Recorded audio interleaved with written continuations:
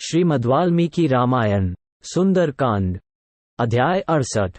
हनुमान जी का सीता के संदेह और अपने द्वारा उनके निवारण का वृतांत बताना।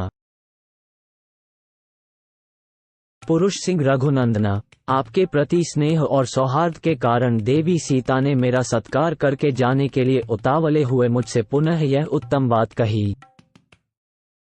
पवन कुमार, तुम दशरथ नंदन भगवान श्री राम से अनेक प्रकार से ऐसी बातें कहना जिससे वे सम्रांगण में शीघ्र ही रावण का वध करके मुझे प्राप्त कर लें। शत्रुओं का दमन करने वाले वीर, यदि तुम ठीक समझो तो यहाँ किसी गुप्त स्थान में एक दिन के लिए ठहर जाओ। आज विश्राम करके कल सवेरे यहाँ से चले जाना। वानर, तुम्हारे निकट रहने से मुझ मंदभागिनी को इस शोक विपाक से थोड़ी देर के लिए भी छुटकारा मिल जाए। तुम पराक्रमी वीर हो, जब पुनः आने के लिए यहाँ से चले जाओगे तब मेरे प्राणों के लिए भी संदेह उपस्थित हो जाएगा, इसमें संशय नहीं है। तुम्हें न देखने से होने वाला शोक दुख पर दुख उठाने से पराभव तथा दुर्गति में पड़ी हुई मुझ दुखिया को और भी संताप देता रहेगा।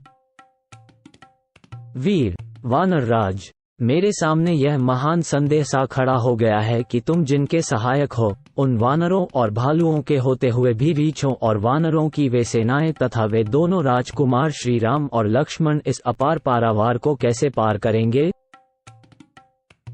निष्पाप पवन कुमार, तीन ही भूतों में इस समुद्र को लांघने की शक्ति देखी जाती है, विनत्यानंदन गरुड़ में, वायुदेवता में और तुम में।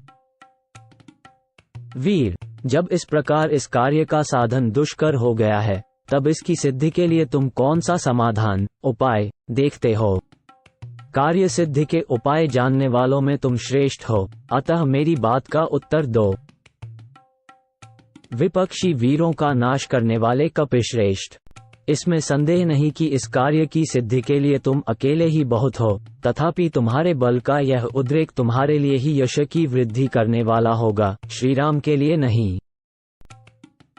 यदि श्रीराम अपनी संपूर्ण सेना के साथ यहाँ आकर युद्ध में रावण को मार डालें और विजयी होकर मुझे अपनी पुरी को ले चलें तो यह उनके लिए यश की वृद्धि करने वाला होगा। जिस प्रकार राक्षस रावण ने वीरवर भगवान श्री राम के भय से ही उनके सामने न जाकर छलपूर्वक वन से मेरा अपहरण किया था, उस तरह श्री रघुनाथ जी को मुझे नहीं प्राप्त करना चाहिए, वे रावण को मारकर ही मुझे ले चलें।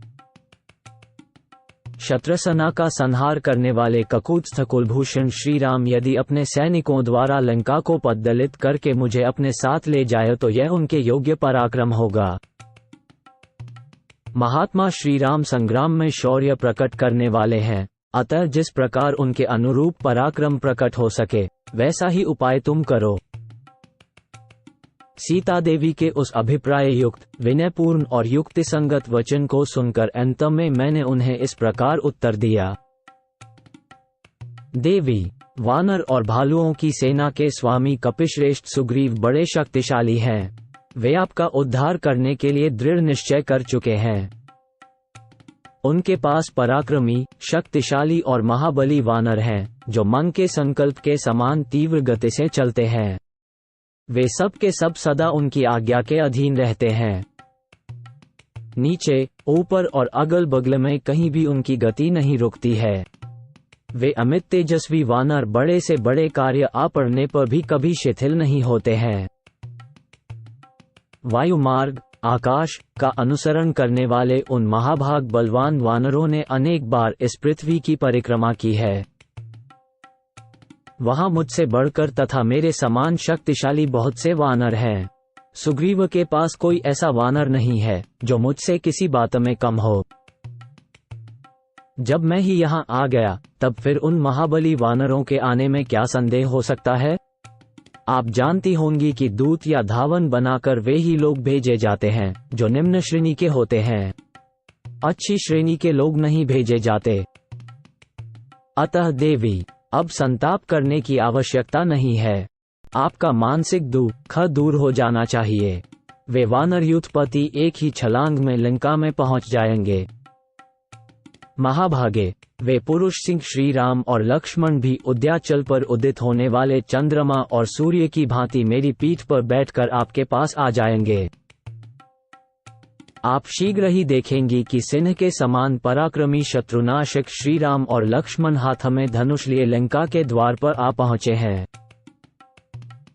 नख और दाढ़े ही जिनके आयुध हैं, जो सिंह और बाघ के समान पराक्रमी हैं तथा बड़े बड़े गजराजों के समान जिनकी विशाल काया है, उन वीर वानरों को आप शीघ्र ही यहाँ एकत्र हुआ देखेंगी।